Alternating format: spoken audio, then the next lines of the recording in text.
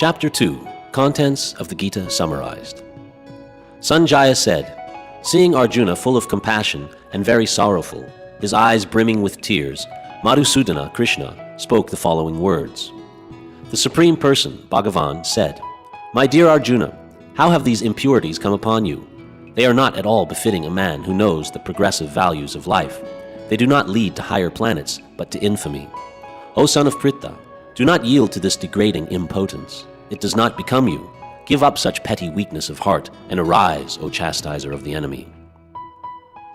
Arjuna said, O killer of Madhu, Krishna, how can I counterattack with arrows in battle men like Bhishma and Drona, who are worthy of my worship? It is better to live in this world by begging than to live at the cost of the lives of great souls who are my teachers. Even though they are avaricious, they are nonetheless superiors. If they are killed, our spoils will be tainted with blood. Nor do we know which is better, conquering them or being conquered by them. The sons of Dhritarashtra, whom if we killed we should not care to live, are now standing before us on this battlefield. Now I am confused about my duty, and have lost all composure because of weakness. In this condition, I am asking you to tell me clearly what is best for me. Now I am your disciple, and a soul surrendered unto you. Please instruct me. I can find no means to drive away this grief, which is drying up my senses. I will not be able to destroy it, even if I win an unrivaled kingdom on the earth, with sovereignty like the demigods in heaven. Sanjaya said, having spoken thus, Arjuna, chastiser of the enemies, told Krishna, Govinda, I shall not fight, and fell silent. O descendant of Bharata, at that time Krishna, smiling in the midst of both the armies, spoke the following words to the grief-stricken Arjuna. The blessed Lord said, While speaking learned words, you are mourning for what is not worthy of grief. Those who are wise lament neither for the living nor the dead. Never was there a time when I did not exist, nor you, nor all these kings, nor in the future shall any of us cease to be. As the embodied soul continually passes in this body from boyhood to youth to old age, the soul similarly passes into another body at death. The self-realized soul is not bewildered by such a change. O son of Kunti, the non-permanent appearance of happiness and distress and their disappearance in due course are like the appearance and disappearance of the winter and summer seasons. They arise from sense perception, O scion of Bharata, and one must learn to tolerate them without being disturbed. O best among men, Arjuna, the person who is not disturbed by happiness and distress and is steady in both is certainly eligible for liberation. Those who are seers of the truth have concluded that of the non-existent there is no endurance, and of the existent there is no cessation. This seers have concluded by studying the nature of both. Know that which pervades the entire body is indestructible. No one is able to destroy the imperishable soul. Only the material body of the indestructible, immeasurable, and eternal living entity is subject to destruction. Therefore fight, O descendant of Bharata. He who thinks that the living entity is the slayer, or that he is slain, does not understand. One who is in knowledge knows that the self slays not, nor is slain. For the soul there is never birth nor death, nor having once been, does he ever cease to be. He is unborn, eternal, ever existing, undying, and primeval. He is not slain when the body is slain. O Partha, how can a person who knows that the soul is indestructible, unborn, eternal, and immutable kill anyone or cause anyone to kill? As a person puts on new garments, giving up old ones, similarly the soul accepts new material bodies, giving up the old and useless ones. The soul can never be cut into pieces by any weapon, nor can he be burned by fire, nor moistened by water, nor withered by the wind. This individual soul is unbreakable and insoluble, and can neither be burned nor dried. He is everlasting, all-pervading, unchangeable, immovable, and eternally the same.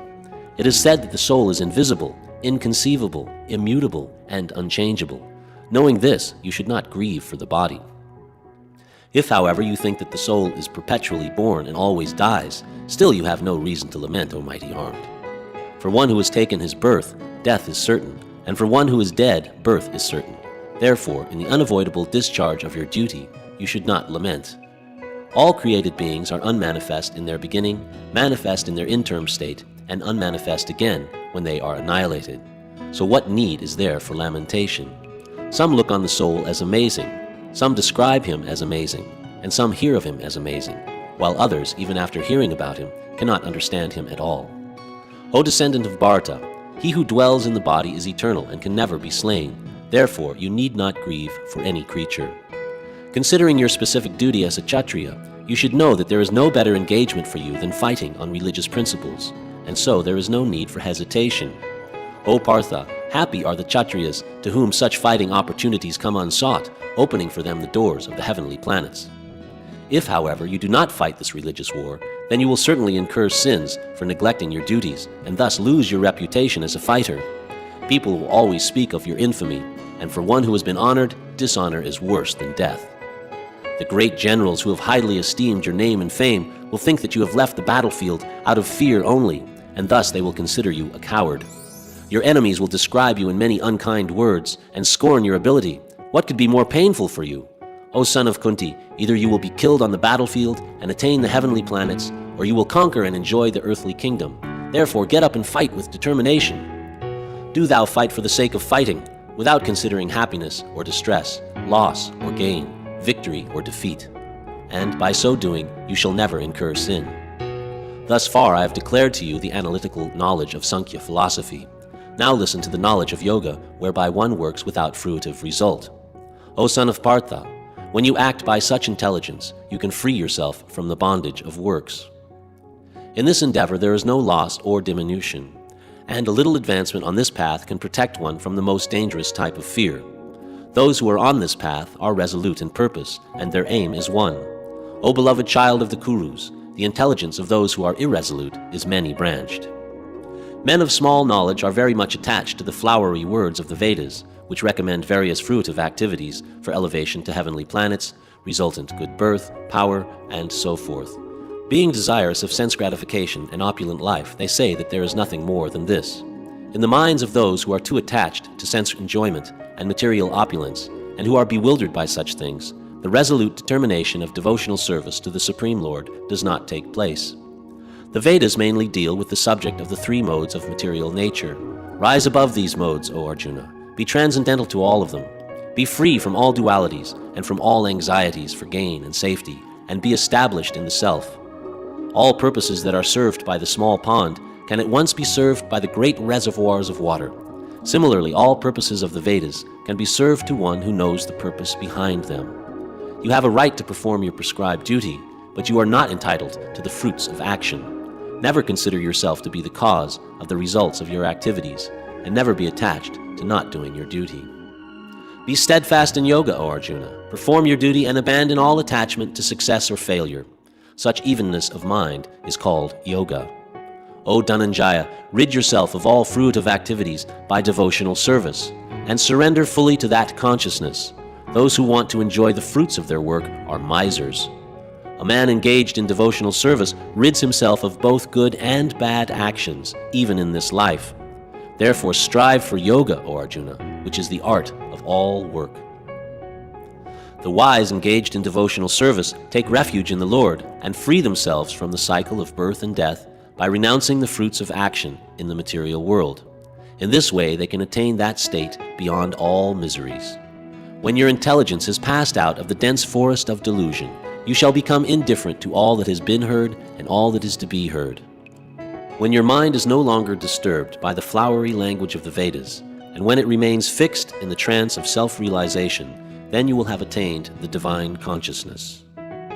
Arjuna said, "What are the symptoms of one whose consciousness is thus merged in transcendence? How does he speak, and what is his language? How does he sit, and how does he walk?" The Blessed Lord said, "O Partha, when a man gives up all varieties of sense desire which arise from mental concoction, and when his mind finds satisfaction in the self alone, then he is said to be in pure transcendental consciousness.